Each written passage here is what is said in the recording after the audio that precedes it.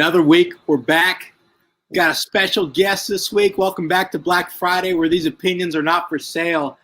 This week, stepping in, we've got the one and only Browning Sandusky. Browning, how we doing?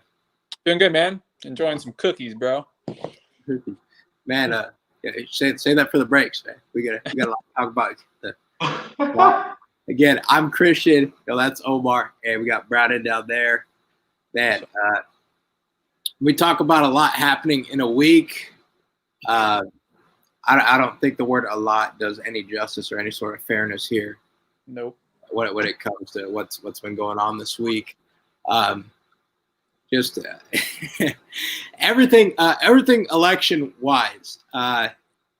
We walked into election day. I mean, I felt pretty good. I went ahead and voted, walked right in, walked right out. Didn't have any issues. Vote was counted.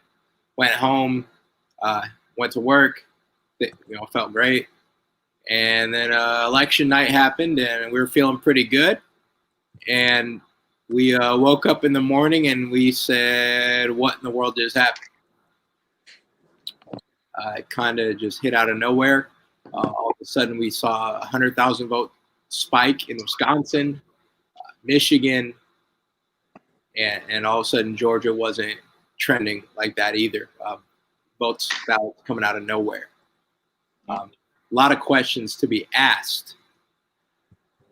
My goodness. So, Browning, you're a Georgia man. What are you seeing so far happening? And if you could explain any sort of insight here, what you're seeing, I'd definitely love it. So, it kind of goes back to the gubernatorial election for our governor 2018. It was really close then. There was a lot of vitriol, and the election was so close between Stacey Abrams and Kemp, and it's just kind of playing more towards the left now, and so that's the way the elections have been going, and so it's kind of scary to see a southern state like that, where I'm from, start to go the way that it's going, but it's being so close. They're allowed to do a call for a recount if the election is within 0.5%. So it is within 0.5%. It's actually right now, currently, Joe Biden is 0.08 points ahead of Donald Trump. So that's what's going on right now, and it just kind of shows the polarized nature of Georgia, and I guess the competition between rural and city, a city of Atlanta specifically. Yeah. But yeah, that's pretty much what I can see going on. Have there been changes since 2018 to now that would explain it trending in this way, or do you think that there's some funny business afoot?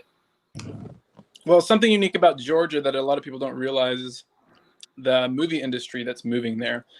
And that industry is really, for example, all the Avengers movies had filming going on. So with that has been, you've started to see more Hollywood type people coming towards Georgia. I wouldn't say that's necessarily the majority of what's changing at all, but it's definitely having some effect of the voter demographics there as well. So also what's weird is pretty much all of Atlanta, and Atlanta is huge. It's not just the city of Atlanta. There's so many cities around Atlanta that make up Atlanta. It takes up so much of the state that it's you just wonder why the heck these people in the city who are Democrat are voting Democrats when there's so much I guess problems with the Democratic ideology. For example, a lot of the stuff in Atlanta that could be improved, and yet they keep voting Democrat. It makes no sense. So that's interesting. And that's the one thing I heard Charlie talking about it. He's been going live like crazy these past few days. If you guys haven't already checked in, definitely check into the Charlie Kirk Show. It's currently streaming live right now, honestly. Definitely check us out while you're here. I mean, definitely don't. But they were talking about they wanted to do that with Western movies in Arizona. and they wanted to bring movies out there, but they wanted to get the tax cut, and they said, well, no, like you're gonna have to pay the taxes. We're not just gonna give you a giant abatement here and let you fundamentally change Arizona from a big liberty constitution loving state into more of a Hollywood type scene, which is where you came from. And I got to commend Arizona for that, for not just floundering on what the state's about and all the people that live within it. So I mean that's good on them. Georgia, I think it's time to go ahead and cut that. That's some nonsense that's been going on totally. Yeah. I mean, it's a South state too. It's like, why? How could like people in the South start? I mean, it's so funny to see like the state where I grew up, where in the town where I grew up, it's just this tiny little town, and it's like everybody there is Republican, conservative, and even like the towns surrounding mine.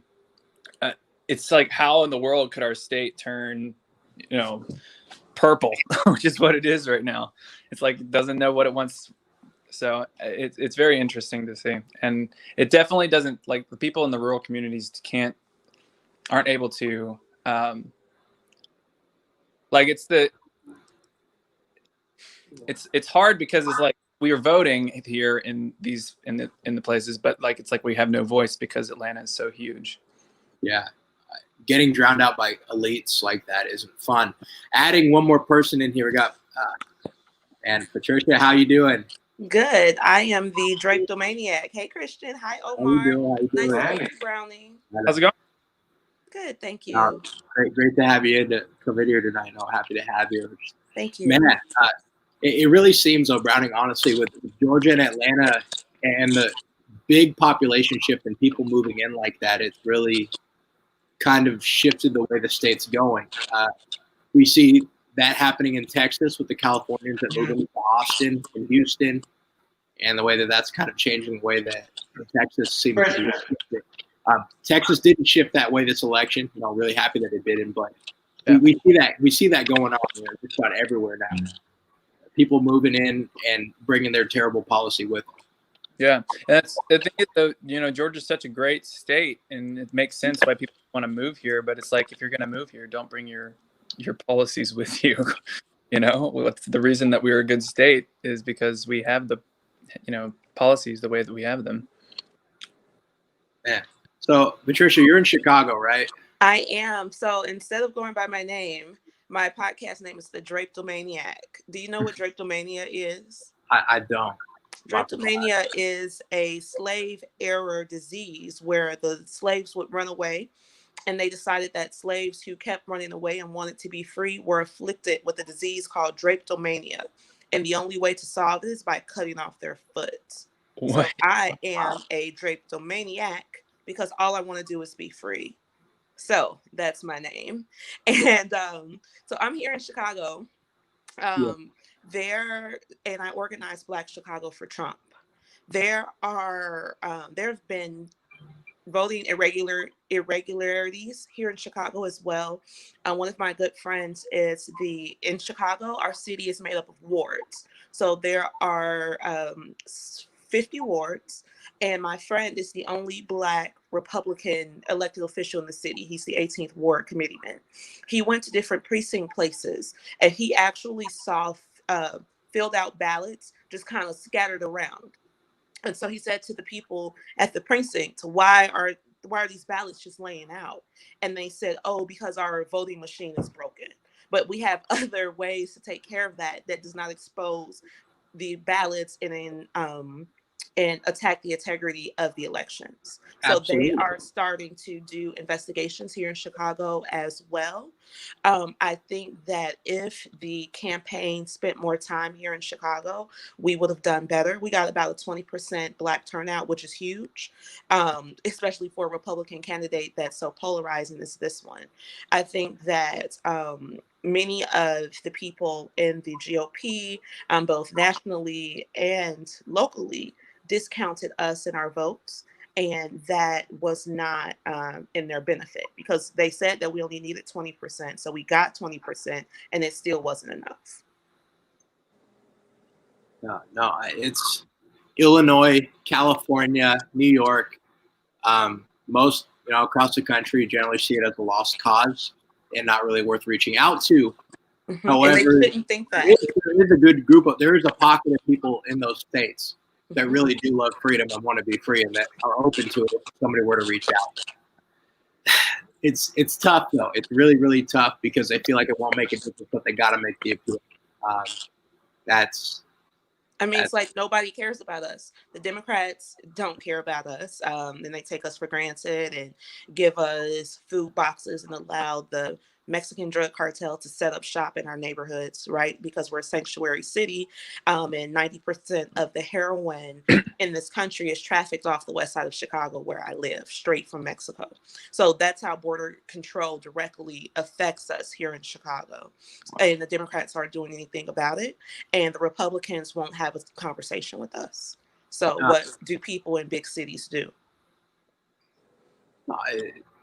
It's definitely faulty on both sides here, but you got to make the appeal. Literally, what do you have to lose? Why not try to talk to them? Why wouldn't you try to? And I think that's going to be starting to change here in these next few years for the better. I really hope it is. I hope we continue on this trend, regardless of the outcome of this election and what goes on. We definitely need to be making those appeals in those communities. Those are people that are conservative and don't even know it. Yeah. They think that we don't exist, but we're here. We just want to be acknowledged, and we just need a little help. Yeah. And see, that's the thing is, though, the nature of being conservative is that we aren't necessarily, the typical conservative isn't as vocal about their beliefs. That's why they call them the silent majority or something like that. So what really comes down to is we as conservatives need to be more proactive in sharing our beliefs. We need to start taking over like media and things like that, which is what one of the things that I love what Ben Shapiro is doing is starting to do, expanding more into different areas, and having like writers and all kinds of things with his Daily Wire podcast like that. So it's really cool to what he's doing, but we need to be better at that, which is one thing that I love about Turning Point is how they are promoting the conservative ideas in a very like non-conservative, passionate way, which is cool. It's not traditional, and Gen Z is a whole different animal. And if that's the generation that we're trying to reach with the younger folks, we got to win. They call it the culture war. Politics are downstream from culture. There's a different way to reach out, and just going on and campaigning about keeping Social Security and Medicare that doesn't do anything for me. It doesn't make me excited. It doesn't make you excited. It doesn't make you excited. It doesn't make Omar excited. It's one of those things that's all they campaigned on down here in South Florida. Because our older Cuban population, they're not working anymore. Medical security is very important to them. It means a lot. But we've got a lot of people in these positions that have no incentive and have no means to do anything to actually make change or make anybody's lives better. They just want to keep things the way that they're going. And as soon as we realize this and start trying to hold people accountable for what they're doing, I think we're going to get something done here. That's what we were supposed to do. Is we were supposed to, be very proactive in holding our legislators accountable for their actions. And if the thing is though, is that we've created an apathetic culture on purpose. I mean, that's the product of the education system, the product of media. We just do things that have no consequence and no, I do things all the time. It's just time when I could be, talking to my legislator or talking about or writing them letters or going out to dinner or something. And that's the kind of things we need to be doing is because those people, they're like, we're in charge of them. They're not in charge of us. So we need to tell them what to do. And that's kind of that's really interesting and really, really cool. Brown, it's interesting you said that about being apathetic. And especially in traditionally red states or states that can go red, of course, our students are apathetic. That translates to them being apathetic as adults. And what I believe the party needs to start doing is we need to really start investing some money. I'd invest money in Illinois. I mean, look at what we need to take a page out the Democrats' book. Look at what they did in Virginia. About 10 to 15 years ago, I'll give it 15 or 16 years ago, I should say. 16 is a lot here. they started pouring money, pouring resources, pouring people into Virginia, not just moving there, but organizing. They Right. started to really organize in Virginia. Now look at Virginia. Virginia is perennially blue. Next year, when they have the gubernatorial election, and I think Justin Fairfax, the lieutenant governor, is going to be running as for the governor's spot because you only have one term as governor. He'll probably win. I hate to concede that race, but more than likely he'll probably win because they made the investment. We're not investing. If we are seeing a trend like this, especially here in Georgia, I talked with a liberal friend of mine. They said Stacey Abrams, after her defeat, even though she has not conceded and she needs to, it's stupid that she hasn't. But anyway, you heard it here. Hasn't conceded yet. No, it has not. But look at what she did. She created her own organization that went out there and got grassroots activists and went to people's houses and got them engaged. And now look at this. Now, of course, I believe a lot of those ballots are fraudulent ballots. But at the same time, there is still, even if they, even when we prove that they were fraudulent ballots you're still going to see a lot of activity coming from the Atlanta area, from traditionally Black neighborhoods, because they made the investment. We have to start doing it. We have to realize and say, okay, maybe we don't have this thing fully in the bag. Let's invest so we can win. If you don't invest, you're not going to win. I think we should start investing in a lot of places. I think we should invest in Chicago. I've been saying that for years. If we can invest in Chicago, we'll win. Chicago is the epicenter of Black politics in this country. Chicago has produced a Black president. Chicago has produced 3 Black senators. Exactly. Up until about 10 years ago, Chicago was the highest Black concentration in this country. We had the highest. Cook County had the most Black people of any place in the country. So we are Black America. And for us, especially people like me, I'm like a renegade out here. I'm by myself. I was by myself putting up Trump flags. I was by myself slapping Trump stickers on Biden signs. I'm organizing this by myself because people are afraid, because they're like, if we jump ship from the Democrats here in Chicago and this Republican thing doesn't work out, now we're all boxed out from the resources that the Democrats offer in the city. And my question for them is always, well, what are you getting now? What value are they offering to you? How are they adding to your life? Why are we still aligning ourselves with these people for the possibility of a possible prize? It doesn't make any sense. But I also think, too, we have to start convincing ourselves and going out of our way to convince ourselves that we are full Americans. Everything in this country is from us, from coast to coast, sea to shining sea, so that people can understand that it is in their best interest to get engaged in the political process and stop letting things just happen to them. We aren't victims. You are not 3/5 a human, like the Democrats like to remind us. Hey, the Constitution says you're 3/5 human. No, it doesn't. Stop saying that. We have to get out of that victim space. And I hate to say that because I know that's such a strong talking point, but it all comes down to our collective self-esteem. So I think moving into the next election, aside from us organizing, we have to have a huge Black patriotism campaign across the country so that people can actually start thinking more logically and less emotionally about all of these things. And that's what I'm saying. That's the investment. We need to start investing in that. And that doesn't just take money from the Republican Party or time from the Republican Party. That also takes us, me, you, even though I'm not in Chicago. Which is exactly what y'all are doing here. Y'all doing this is exactly what needs to be done. Having these conversations where people, I couldn't be as nearly as effective among Black voters. I mean, just because I'm white. Simply for that reason. Mm-hmm. But y'all are doing this, which is so amazing. And I think it's just an incredible thing for y'all to be doing. And the thing about it, too, is that a big thing that I noticed is that when you're talking to people and you're leveling with them, when you get down to it, people are going to realize whether you're real or if you're not.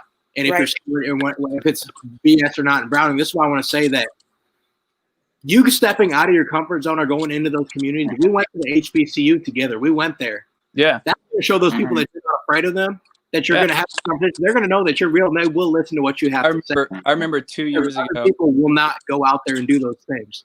So even though you think like, oh, they're not really going to, you're going into their territory, you're going into their area, man. You're going to listen. People are going to have to, they're going to hear you out what you have to say.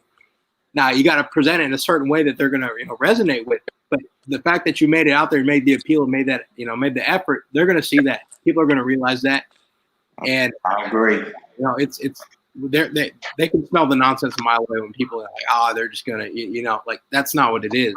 I remember 2 years ago going to an HBCU and recruiting on campus for Turning Point, and it was literally the funnest I have ever experience I've ever had on campus.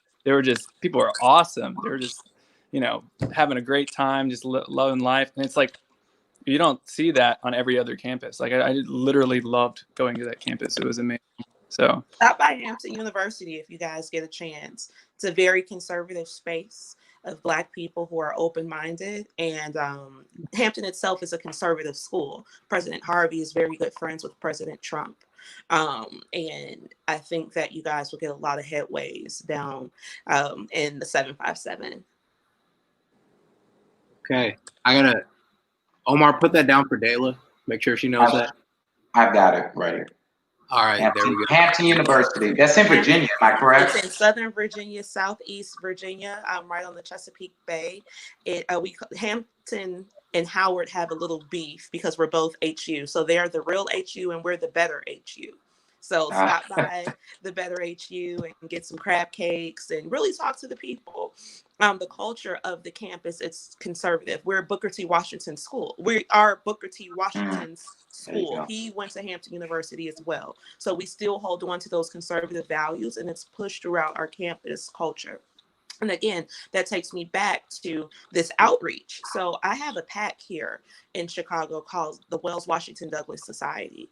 And what we do is we promote American patriotism and conservatism to the emancipated people. Emancipated meaning African American. You have to be kind of funny because, very specific, because we have Black people in this country who are not a part of our tribe. And while they do have merit, we're talking to our people. So we have this PAC here, and we're reminding people that we in Chicago are the children of the Mississippi cotton pickers. Our people worked extremely hard for us to be in this country, and we have to honor them by being active members of the society through, politics or civic engagement and social endeavors. And so we just got to promote it. Really, people don't know that we exist. When I go out and I talk to people, they're like, wow, a Black Republican woman in Chicago from the West Side? Oh my God. And I'm like, I'm not an anomaly. There are lots of people here who think like me, but because their thinking has not been properly labeled, they see themselves as like disgruntled Democrats and I'm telling people, you're not a disgruntled Democrat, you're a Republican. And it's okay to be a conservative Republican. We have to remove the stigma of being a Republican and being conservative, because people normally associate that with old white men, and we're telling people that we're the rebellion. So we got to support the rebellion. Let's get loud after the president wins, because we know that he's about to win. This cheating will not, God is not going to allow this to happen. God don't like ugly. I will say that. God don't like ugly. He ain't too fond of cute either. Oh, no, man, he does not like ugly. That's the one thing I'm like, man, God don't like ugly. This stuff going on.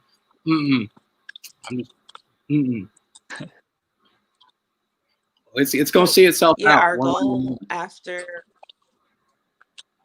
the inauguration has to be American patriotism. There's so Christian, much. I think that you're on mute. Am I on mute? I can hear you, Christian. All right, am I? Okay. It's just you. Oh, she went out. What just happened? Lost signal or something. She lost signal. Oh no, we'll get her back. One of the things that I've seen I want to bring up this point here, talking about patriotism and everything. I'm gonna go bring it up here, see if she can get back in. Omar, see if she can get back in. I'm doing it as we speak. Okay. Well, we're going to take a short commercial break here. This episode of You was brought together by nobody. Nobody sponsored this episode. So if you would like to sponsor this episode, feel free to get a hold of me, Omar Dela, or the Black Friday page. Shoot us a message telling us you'd like to sponsor us. We'd love to give you a shout out. We appreciate your support each and every day. All of you tuning in. This wouldn't be possible without all of y'all and all the love from across the country. We appreciate y'all and the ability to express these ideas and opinions. This is really, something that I really have come to enjoy these last 6 weeks. And feel free to let us know. And feel free to ask us questions too in the comments. We're streaming live Facebook, YouTube, and Twitter. So y'all go ahead, come give us a buzz. Let us know what's on your mind. A lot of craziness happened in the election today. Yesterday, the day before. It seems that something crazy happens every time around about 4 a.m. There's a fresh influx of ballots coming in at 4 a.m. It's out of nowhere, just that suddenly happens to drop in and they got a specific name on them. Just imagine if that went the other way, how enraged the left would be. Like what if Trump a bunch of ballots in the middle of the night? You know what I'm saying? Exactly. It's really amazing to see that they're just so overjoyed. It's like I don't know if you've seen this, Browning, but I think Christian probably has. Have you seen The Wiz? Yeah, the black version of The Wizard of Oz. Exactly. Yeah. Browning, you got to watch it. Watch the original one. Don't watch the second one. But anyway, in The Wiz, you know how when Eveline dies, yeah, and they come out of the monkey suits and they're beautiful people and they say, "Can't you feel a brand new day?" That's all I can hear from the liberals. That's all I'm hearing. Can't you feel a brand new day? They are overjoyed that they cheated through it, but hey. It's by any means necessary is what's going on now. Malcolm X. You got literally by any means necessary is how people are going about it. You got Keith Olbermann on Twitter literally calling for the arrest and imprisonment of the president for the fact of him saying that there's shady stuff going on and he's calling fraud. You got CNBC with Shepard Smith on literally cutting the president off and just saying, "Oh, he's lying. Don't need to listen to him anymore." Like this is all literally perpetrated from one direction by one side's control of one institution, the media and journalism and everything. They got one stranglehold on this whole thing, and they're feeding the American people saying, "No, don't look at it. No, they're just losing their side." And people that don't question this right now, question everything, and especially question what you see going on right now because this is not normal. This is normal in a third world country. This is America. This isn't a third world country. Yeah, we should know. Gonna be the next president, right? Not what Friday? What is like it? But see, they're doing this on purpose. It's because Donald Trump had the audacity to beat Hillary Clinton. That's what this is all about. And we have to remember that the Clintons have been in power at the executive level for 30 years. They know all the media bosses. They know how to talk to the public. They know how to skew public opinion. And that's what they've been doing for the past 4 years. They had the Russia hoax. Remember Russia, everybody? And the president's going to be kicked out. And he has Putin and Putin is running him. They did the investigation, nothing happened, and we found out that everything that they accused the president of, that's what the Bidens were doing, right? The Biden story never caught international traction. Matter of fact, if I wasn't on social media, I wouldn't even know it existed because that's how much of a media blackout there's been. So we have to really get out here and start talking to people and start telling them that just believing liberals doesn't make you intelligent. Just repeating those liberal talking points does not make you politically informed. Yeah, but this is what I'm getting here in Chicago. And it sounds like CNN. It's just it's like being regurgitated. Yeah. Yeah, it's sad. It's really sad, especially because this type of conversation is being carried by the intellectual class. So you have people who are, from these in these college networks or in the National Panhellenic Council. Like I'm an AKA. I'm a financial AKA. I pay my dues every year, and so. When Kamala came out, there was a huge push to tie her to Alpha Kappa Alpha. And so, because she's a soror as well. So I called Nationals and I told them that I don't pay dues to the campaign for the DNC. And if this is what we're going to be doing, give me my money back. And they, then we're like, no, we're not associated with the campaign, but this is what's happening. They come and they court the Black intellectual class because we are the leaders. We're the thought leaders, the ones who are carrying this. And then we get in and we spread their lies. I've been telling people, you guys are too literate, you guys are too literate to go into a voting booth and vote for a literal Dixiecrat. Joe Biden is a literal Dixiecrat by like the definition of a Dixiecrat. Delaware was a slave state. He has said this. They sympathize with the Confederacy, and that's why he has gone on record to say that he did better with with segregationalists, Congress people such as Strom Thurmond and Robert Byrd and all these people. These are his close, good friends because they're all Dixiecrats. And for literate people to go into a voting booth to have all of this information in front of them and not pay attention to it speaks to the fact that they're not using their logic. They're going off of emotions, and it's the desire to be accepted by the white liberal class. That's why Black people in this country are Democrats. Yeah. In this country, before integration, the white South were Democrats. And so as we began to integrate, a lot of people say Black people became Democrats because of Johnson and Kennedy. That's not true. Black people became Democrats because we were trying to integrate into white society. So Black people said, okay, now that we can integrate, now we're going to become Democrats just like white people were, because they kept us out of that party and they were keeping us from something fun. Or that's the mentality of integration. You want to integrate into this white world. White water is wetter, white ice is colder. And so now we've integrated into this world, and we can see that they're the same races they've always been. But it's socially unacceptable to go back to being conservative Republicans. Yeah. I wanna share something I saw here just the other day. Omar shared it with you. I don't remember if you remember it. But it's one of my great state representatives in the state of Florida. Her name's Pam Keith. I don't know if y'all know who she is, but she doesn't seem, there really seems to be, I don't want to say that there's a war on Black men, okay? I've seen a lot of very negative things said about Black men here, especially just because we didn't think to ourselves and don't go along fully with the Democrat Party lines. This is what Pam said. She said 91% of Black women voted for Biden because we love everyone. 20% of Black men voted for Trump because they hate Black women. Thank you to the 80% of brothers who stand with and for us. Now, how does that help the Black community get anywhere and stop a divide that's desperately plaguing this nation? As we're seeing, how does that? She dropped out again. Did she get out? Did she hop off? It might be her service. It is. Chicago is a little spotty. Oh man. She'll be back on. Okay. But what a thing to say! The audacity to say something like that. How's that gonna? Black men didn't vote for. Goodness gracious.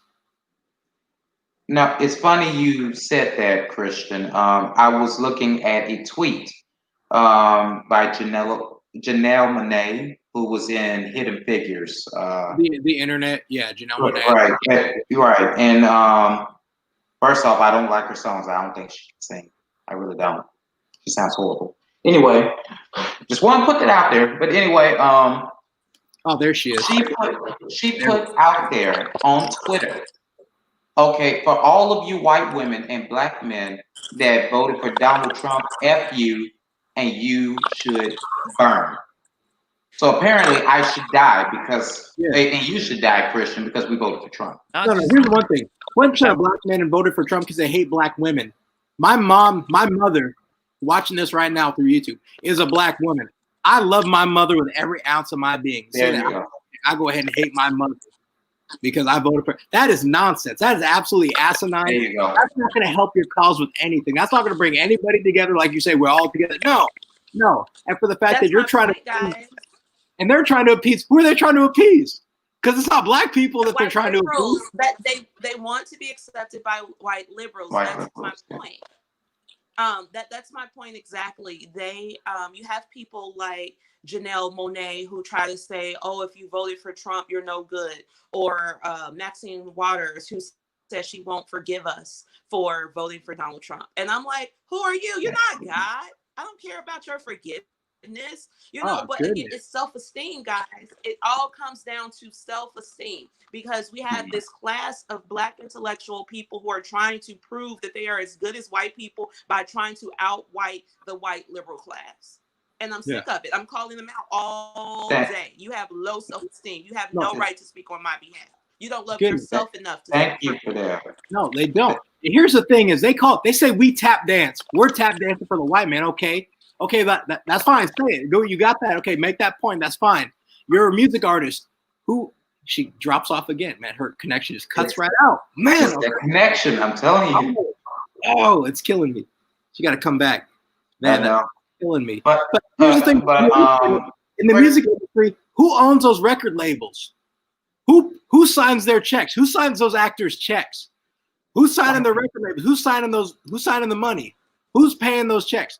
Who is the person behind everything that they're doing? When you go ahead, you have Meg Thee Stallion say that Daniel Cameron's no better than the sellout Negroes back during the slavery times.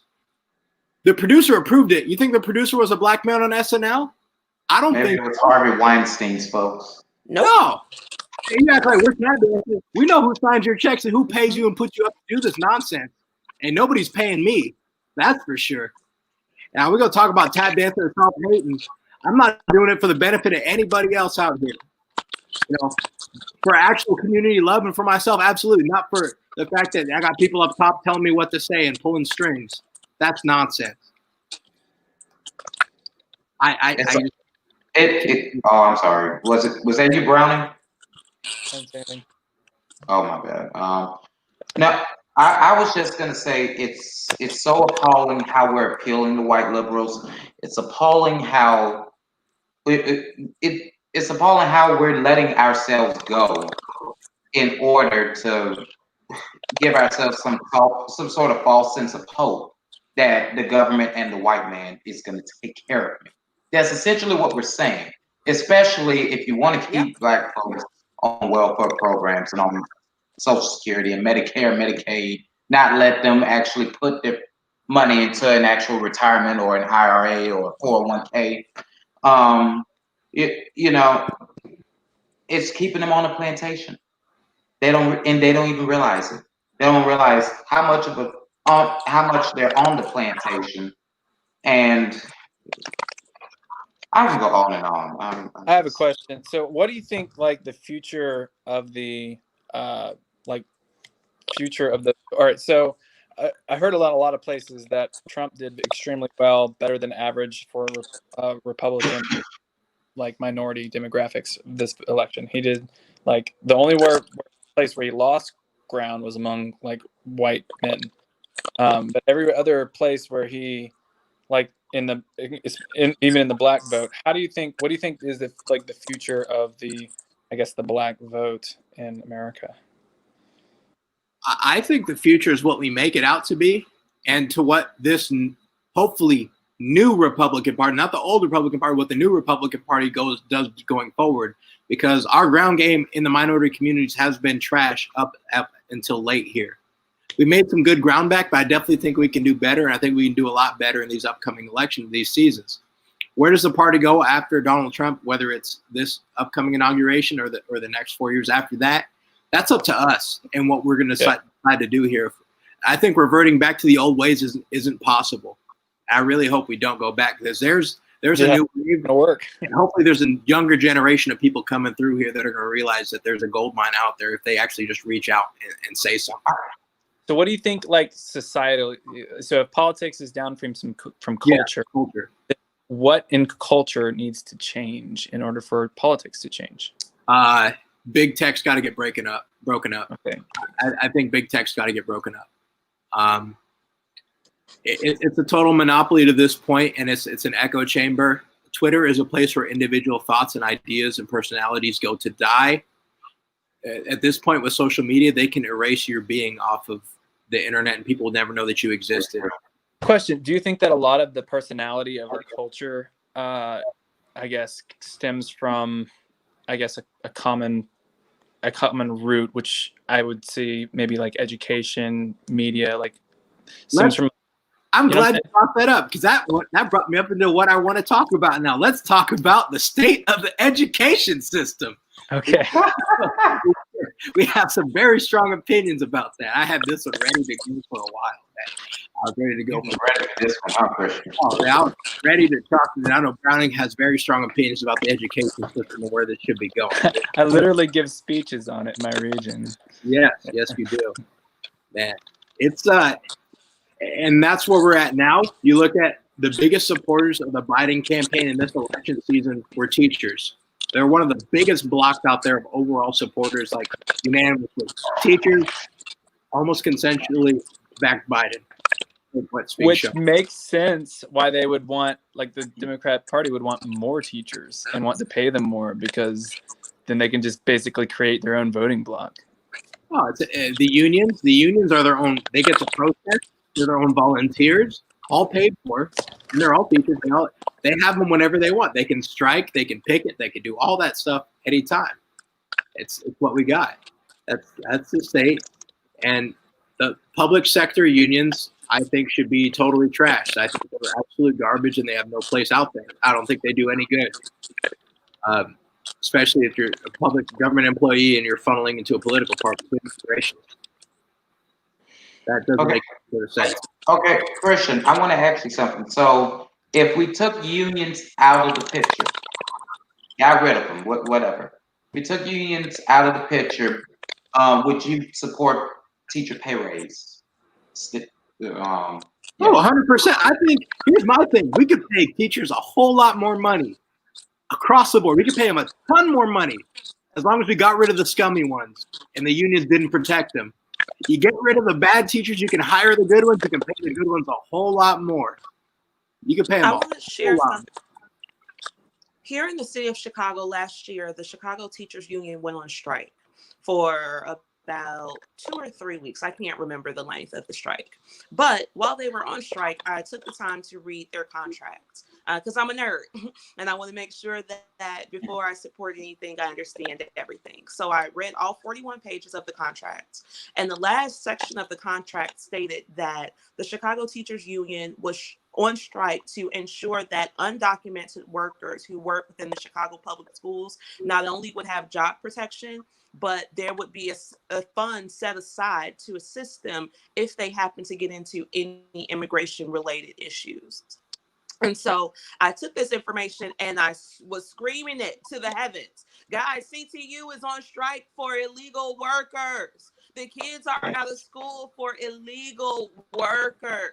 And here in my city, people told me that I was being racist. A Black woman who had a child in Chicago public schools. So this is what we're dealing with, guys. You're right. It's on a union level, because now if you have a teacher who's here illegally, they're going to teach the children to support open borders. They're going to teach the children that it's okay to break federal laws because they are protected not only by their union, but now they are protected by the opinions of their children. So when your child comes home and they tell you, oh, mommy, these are people running from asylum, and you're like, no, these are criminals. Your child now looks at you as if you're a monster.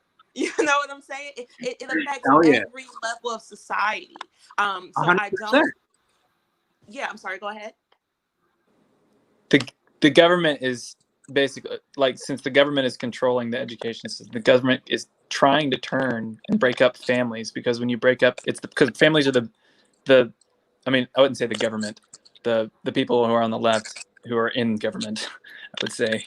But when you have those institutions where they're turning families on heads, for example, you're just saying, like, someone comes home and their child is looking at their parent like, you're crazy because, you know, they have their teacher taught them a different opinion in school. So, like, when you break up families, when there's tension in the families and stuff, you tend to have obviously weaker families. And when you have weaker families, you have weaker, like, social institutions outside of government. When you have those, then you have, like, weaker government and weaker society as a whole.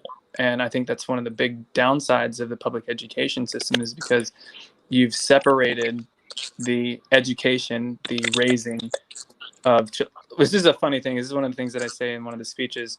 that I give is the word education comes from the Latin phrase ex ducare, which means if you've ever heard the word duke, it's a leader. That word means leader, and ex means out of, so or to out.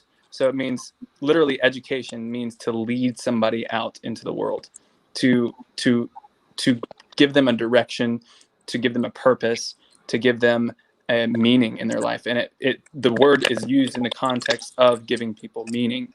And do we think that a public education system, a school system, or that is not necessarily preparing people for the world is doing a good job, or is adequate, or is even a good person to be raising our child, to be leading our children out into the world? And so it's like, I think that the education system is one of the bigger things in our country that is affecting our policy more than anything else. And it happens to be the 10th pillar in the Communist Manifesto. So if you don't want communism, We there's could that. raise a whole generation that hates this country. What do you think's going to happen when they become adults? What are they going to go out and do? What do you think they're going to do? I have an 8-year-old, and Christian and Omar, I think you guys may have met her when we were at the White House 3 weeks ago. So I take my 8-year-old to the White House, to the actual White House lawn. So cool. She told me, "Mommy, why did you bring me here? You ought to be ashamed of yourself for even supporting something like this." Okay, and I'm like, 8 years old. well, dang, And no wonder we're losing the generation.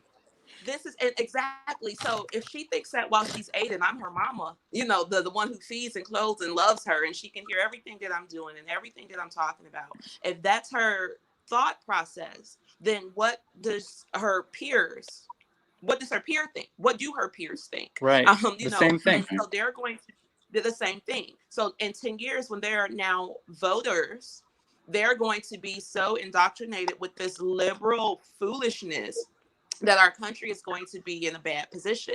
She told me the other day, guys, that abortion was a clump of cells. And I'm like, who taught 8 years old? Oh my God. Abortion wasn't I was 8 years old. Everybody knows. She said, well, everybody knows that, Mommy. I mean, everybody knows that. I said, well, who told you? She said, well, everybody knows. I thought you knew too. Her so teacher. I took some time. Well, exactly. Her teacher, leftist her peers, teacher. TikTok, everybody. That dog on TikTok. The kids. Huh? Yeah. I said that dog on TikTok. There are reasons why Trump tried to eliminate it. It was for more than one. Yes. It's spoiling the children. And so now the children get this message, and then they go with other children and they spread the message. So I took her out of public school and put her into a small evangelical Lutheran school to kind of, capture some of that mind back. But it's terrible. It's really terrible what's happening to these children. They're teaching them that it's okay to be homosexual. They're teaching them that it's okay to mutilate their genitals. They're teaching them that reproduction is wrong. They're teaching them that nuclear families are terrible. And so again, if the children grow up, it matters, exactly. Because if they grow up and they think this, now that becomes our societal norm, and we can't let that happen.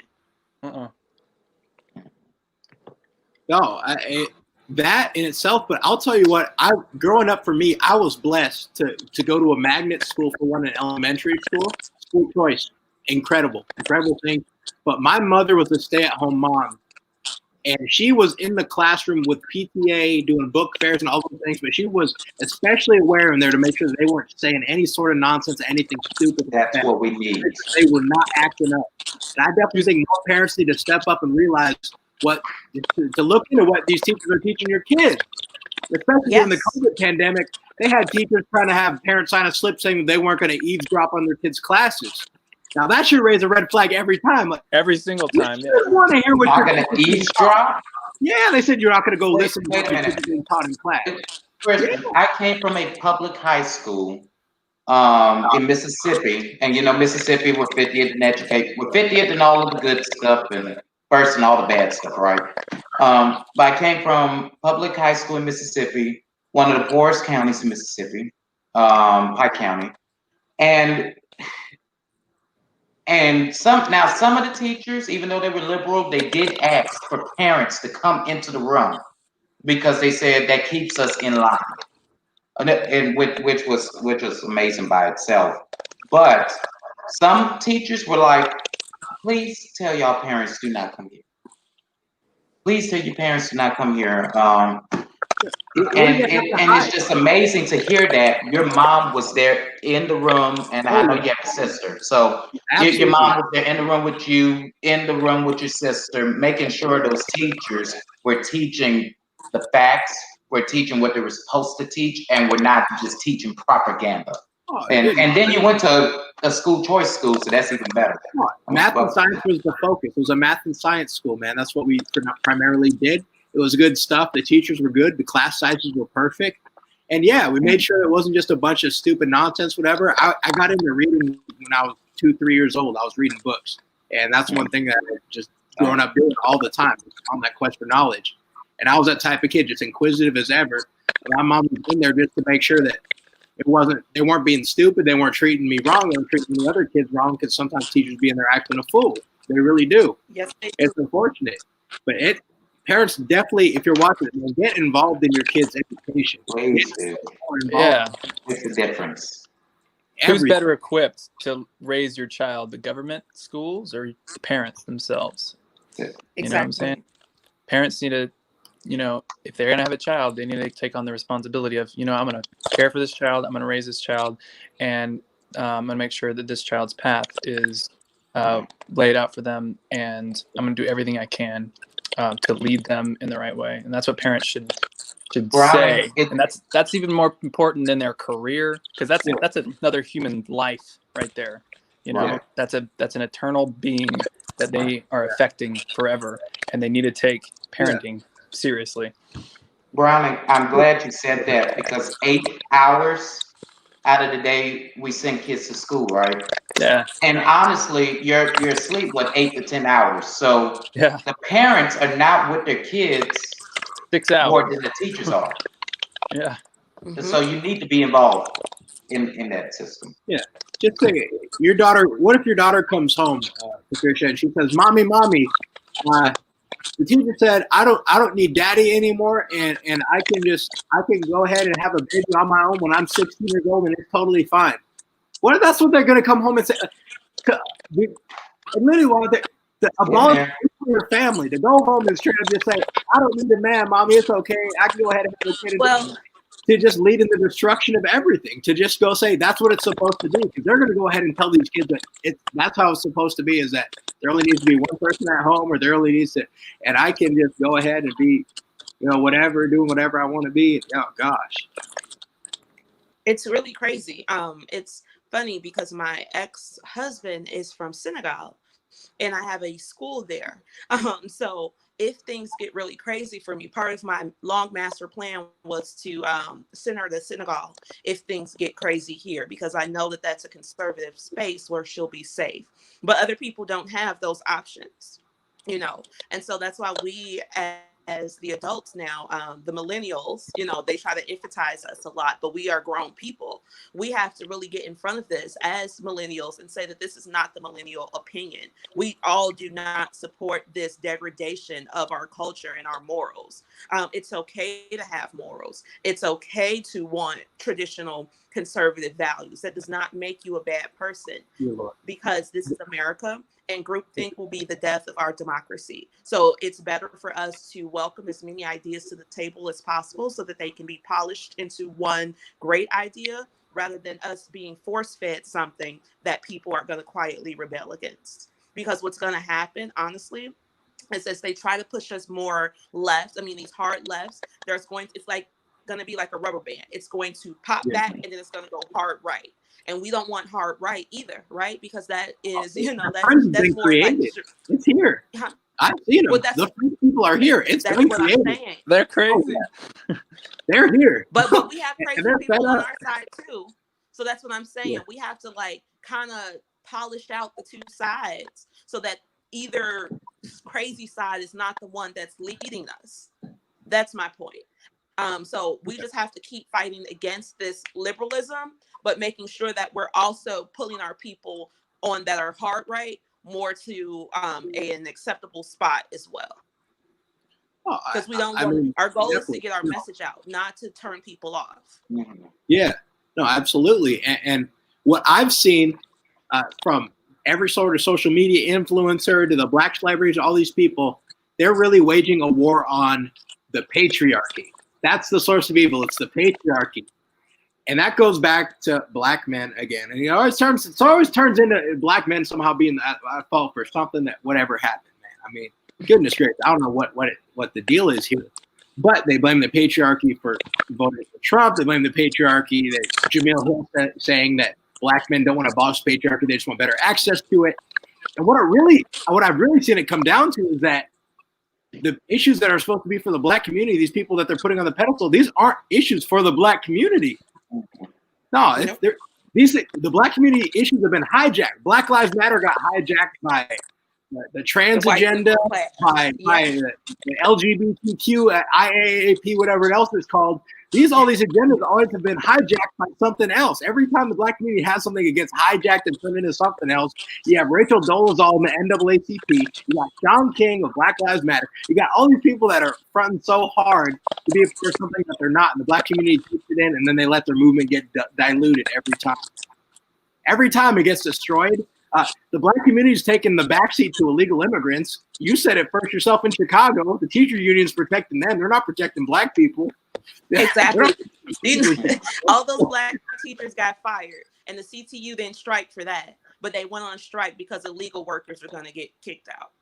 And that I'm is like, just Black Chicago, y'all okay with this? You are okay with us paying our taxes for this? But if you say that, it goes against the liberal agenda, and now I'm a social pariah. Nobody wants to talk to me about borders in public, but in private, everybody's like, yo, we got to do something about this because they don't want to upset the white liberal class. It's insane, guys. It makes me angry because I'm like, we are too literate for this. Our people fought for the right to read. Now we can read. We have all this information on Rihanna's internet, right?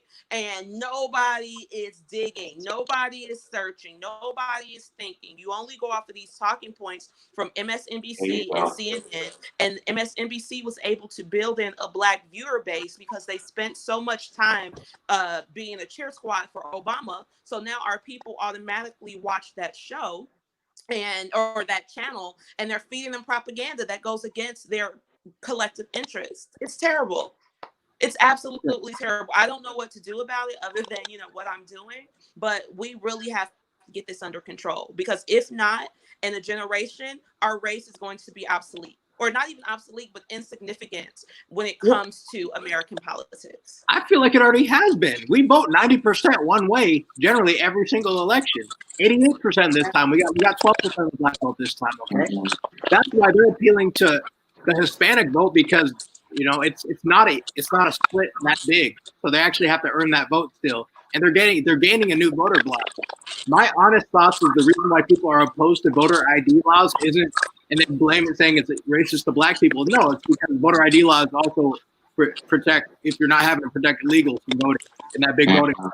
It's not for the Black people; it's for another voting block that they're really trying to protect when it comes out. I think that's what it goes into. I think that's what it is. Omar, what you got for us on policy? Okay.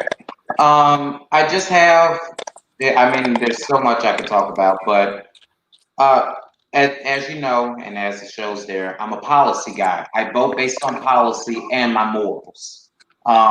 There's no particular people I actually like. There's no particular person I actually don't like, well, except for Joe Biden. But there's reasons why, there's policies why I don't like him. So I'm bringing up the question to everyone, and I'll start off because I'm already talking. Why I said no to Biden's policies. For me, Biden's policies have hurt Black communities. They've hurt Christian communities. They've hurt normal, everyday working families. Go back to the 94 crime bill, where we have videos of him avidly wanting and supporting this thing. We have videos, we have tapes of him saying, I don't want my kids in a racial jungle. I don't want my kids doing this. I don't want my kids doing that with Black people. He was friends with Strom Thurmond, Robert Byrd, James Eastland, from Mississippi, who was one of the most rabid racists of all time in the state, if not the nation. Also, let's fast forward to today. This is one thing, and it's a small aside, but his vice presidential pick, why even offer something to Kamala Harris when she blatantly put you on blast for racism?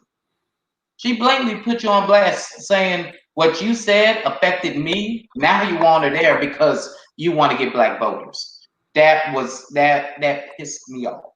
But one policy I will highlight is the student loan thing. First off, I have student loans. I'm $40,000 in debt for going to a private school. On the off hand, would I like to see my student loans erased? Sure. If the Lord is doing it, which he can, he works in mysterious ways. But he even wrote in his policy, okay, I can't see your student loan debt if you went to a public school. Why am I voting for you? Christian, you got student loan debt from a private school. Why would we vote? And that's one of his biggest selling points to people our age. Why would we vote for him? You know, his views on reproductive rights, quote unquote, killing the babies. His views that the LGBTQ community is the #1 priority in his administration. First thing he's going to do is give them more rights. Which, of course, I've said this. I'm for civil unions, but I'm against gay marriage. It's a difference. But, you know, tax benefits and all that, you can have it. But those were some of the things. I mean, y'all talk about it. Well, like I said before, he's a Dixiecrat. He's a Dixiecrat 100%. He is very vocal about the fact that he is a racist. You know, he's never said I'm a racist, but what he did say is, remember that Delaware was on the side of the South during the Civil War. I mean, that's what made me really realize that he was a Dixiecrat. Who brags about something like that? Or you have him saying that he pushed the crime bill. I mean, really pushed the crime bill harder than everybody else. And then he's been in office for 47 years. And we can look at the state of Black America. While he was vice president, my people, Black people, lost 70% of our collective wealth while he was in the second seat. So that means that everything that we built from 1863 to 2016, 70% of that is gone forever. And he let that happen. So what I was telling people is he's coming for the other 30%. That's literally what they're about to do. Come get the other 30% and move us out of cities into rural areas. They've been doing this. When Donald Trump became president, gentrification kind of stopped. You know, we were back in our cities. They're rebuilding the homes. They're bringing people back. Joe Biden is about to keep going with this neoliberal plan to make Black people obsolete in this country. And I'm really disappointed again in the Black intellectual class because we are too literate. We are too informed for us to have come out and support in such large numbers a literal Dixiecrat, someone who supports Klansmen, someone who wanted segregation, someone who was proud to have fought on the on the side of the South during the Civil War. This man sucks. But because they went and got Kamala, who is, you know, Indian Jamaican, and she says, oh, I went to Howard, I'm an AKA, then we forgot about all of that. And I don't think it's right for my people to be emotionally manipulated like this. I also don't think that it's right that within 2 cycles, the DNC has not decided to bring any African-American people to their ticket. We had Barack Obama, who's Kenyan Irish. We have Kamala, who is Jamaican Indian. So are we not good enough? That's what the DNC has been saying to me this entire time. That's the policy that made me really angry about this, the policy of the DNC to ignore my people only until it's time to vote. Then they can bust out all the rappers, all the Sprite commercials, all the dancing, all the stripper pose and booty shaking and all that foolishness. But when it comes time to lead, they push us to the back. And I can't appreciate that anymore. No. We deserve better. Absolutely, 100%. You brought down the history of Joe Biden and policy from back there. I'm going to talk about right now. Young Americans as a whole, people my age, people in our generation, don't want the country to shut down again. Joe Biden's policy, his plans, Yeah, we'll shut it down again. You gotta fix it. We gotta end the virus. You're not gonna end the virus. It's not gonna happen that way. And they're planning on locking down the economy again. That doesn't bode well for young Americans, people that want to own a business, people that are trying to live a life. 1 in 4 young Americans, young adults here, have contemplated suicide. Okay, mental health issues are at an all-time high. The suicide hotline phone is jumping off the bit. Domestic violence cases are through the roof. And we're going to go ahead and lock down this economy again. Are you kidding me? We can't afford. Talk about policy-wise, we're really going to erode everything that we've worked out here while China just sits back and laughs. Are you kidding me? Come on, that's the biggest thing I've ever seen. We're going to lock down this whole country again and cost us everything. We went through 6 months of this. We can't take any longer. We really can't afford any longer. I'm still down here in Miami, and we still haven't got all of our freedoms back. I don't know when we will. And I think it's about time to start fighting for them because I can't handle much longer to be masked up, walking everywhere, and not have everything open to 100% capacity is absolute nonsense. People's businesses have died and their livelihoods have gone too, and we can't get back from this. We're going to go listen to the science. Absolutely asinine. We're listening to the science. Not going to lock this place down again. And people, I really implore you to go look ahead at what that really means if we go ahead and lock down this country again after all of this. We can't afford it. It's absolutely just it's a killer for me. I can't do it. Browning, you got why you said no policy-wise to Joe Biden? Well, I personally, I don't think that his policies are moral, because the way I view policies, I guess how I judge if something's good or not is I'll go to the Bible, and there's a part in the Bible, in Isaiah 1, I think it's 117 or something like that, or 110 or something, where it's talking about if you want to see your nation healed, basically, then you need to seek justice, love mercy. You need to correct oppression. That's the love mercy part, actually, is how it's translated right there. Correct oppression and plead the widow's cause. And that, to me, that's like the correct oppression part of it. What I see the leftist, liberal, communist policies doing, oppressing people. And what oppression is tyranny. I mean, that's the word, tyranny. And so if we're not correcting those things, correcting oppression, literally pushing it out of our society where people are oppressing other people, that includes tax money, funding things that we disagree with. Personally, I think the public education system should see much more funding, to be honest. I agree with that. So when you have those different types of oppression, where people are being oppressed by taxing them, and then the money going to something else that they disagree with, then that's a form of oppression, and that needs to be corrected. And so I think just removing those things from our culture, society, is one of the biggest reasons why I'm wanting to vote. I voted against Joe Biden, because he was by nature, liberal policies are oppressive. Absolutely. Frank Clemente, my pops himself, says all Biden policies are fake. He doesn't care about anything but a vote and power. You saw how he flip-flops more than a fish out of water. And I think this is one of those things that should be alarming, especially in the black community, is how somebody will say anything just to get a vote, and that you don't even know what this man's convictions are. We don't know what he really does care about. I don't think he really cares much about anything. And that's worse than being actually caring about something bad and evil. It's terrible. This man, you pay him a check, he'll say what the heck you want him to.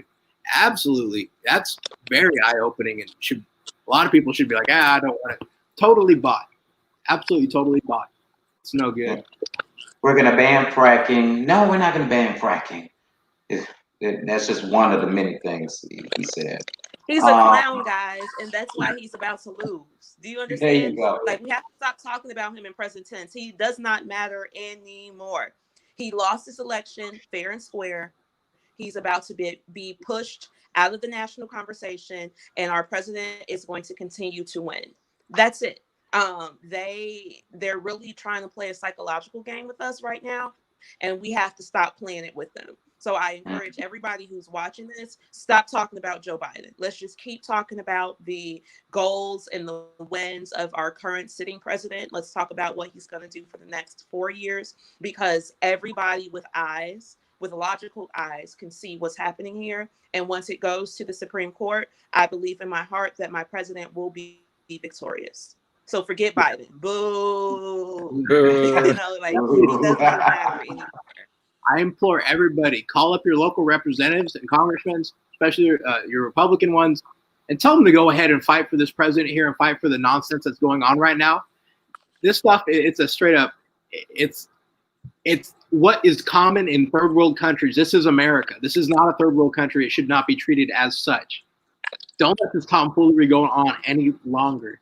Go ahead and call them and tell them to stick up and fight. You elected these people for a reason to go ahead and fight for you. Call them up and tell them to go fight for you right now, and go ahead and call them for them to do the right thing, to count the legal ballots, to make sure there isn't any fraudulent activity going on, and make sure that they get it right. As American people, we're owed that much. And especially, man, we pay taxes. We fund these people's salaries. We pay for them. And they're supposed to work for us. Definitely give them a call and let them know. Call up Senator Majority Leader Mitch McConnell. Call him up. Call House Minority Leader Kevin McCarthy. He's doing a good job right now. Call him up. Let him know you're supporting him. Let him know. Keep pushing, because we're watching and we're not going to forget. No, those days of just electing the same old dead politicians that don't do anything good for us are over. These people, man, what have you done for me lately is the name of the game. And if you haven't, goodbye. We'll see you later. We'll get somebody in there that actually loves this country. We'll fight for it, because there's too many Mitt Romneys and not enough. Oh man, young firecrackers out there. We need some more Josh Hollies. We need less Mitt Romneys. Tom Cotton too. Yeah, we need more of those. Man, Biden is currently sole election President Trump. It's not over yet. Don't concede anything. It's not done yet. I'm not saying anything like that whatsoever. Keep the faith. Hold strong. Have some faith here. All in all, God is in control. But yeah, 100%. Call up your local officials here and let them know that this stuff is absolute nonsense going on. That they need to do something. Use your voice, y'all. This is our time. This is our go time here. If only the swing states are still counting. Isn't that ridiculous? The states that were the tightest are the ones that are now throwing in the fix. America, we are not dumb. We are not dumb. We know what to do. We have lived. This is not our first election. This is actually our 46th election or something like that. I don't know. But in any case, we know what to do. We know how to be great in our own country. We know how to make things work. And again, that's why we have to focus our energy on what's working and ignore all the foolery. Don't get your emotions in this. Once you start getting emotionally involved, your logic will cease. No, absolutely. We're in for the fight of our lives right now. Right. And, batter up. Let's go. 100%. I usually talk sports. Not too much sports happened this week. ESPN right now is bracing for major cuts throughout the department because they went woke and went broke. Simple as that. COVID, everything, they're shutting down. They're going to have to fire a lot of people. That's on them. I just read an article today talking about the new Spider-Man game on the PS5, and it went into woke SJW about how it's great to have a black person represented in a video game. I've never read such nonsense in my life, man. They're really trying hard here. And they deserve every bit of the nonsense that they're getting, all the money that they're losing. 100% their fault. Other great news today, interesting news is Deion Sanders' son Shador just decommitted from Florida Atlantic University down here in Boca Raton. He's a senior. He will be playing football at Jackson State, a historically black college, under his father. Look at that. A top 60 recruit playing football at HBCU. Now that's going to be something to see. I can't wait to see that next year, man. He's going to play with his pops, coaching him. So it's going to be something to see, man. Kid's a quarterback. Bring that money to Mississippi. Bring all that money to Mississippi. I love it. I love Mississippi is getting attention. I love Jackson State is getting some attention. I'm ecstatic. Well, here in Chicago, we are Mississippi transplant. So get it, cousin. There you go. There you go. Kinfo. That's what we call each other. Kinfo. Yeah. Yeah. No, I'm excited to see that. A lot of nonsense, a lot of bad out there, but there is a lot of good too, y'all. Any last thoughts here, Browning, before we go head off? Anything else I you got? just wanted to say thanks for inviting me on. It was really fun. I really appreciate Yeah, it. definitely got to do this again. Thank y'all for tuning in to Black Friday. These opinions are not for sale. Definitely our own. If you guys want to support sponsored episodes, shoot us a message. Be happy to get you set up. Y'all have a great rest of your Friday. Peace. Happy Friday.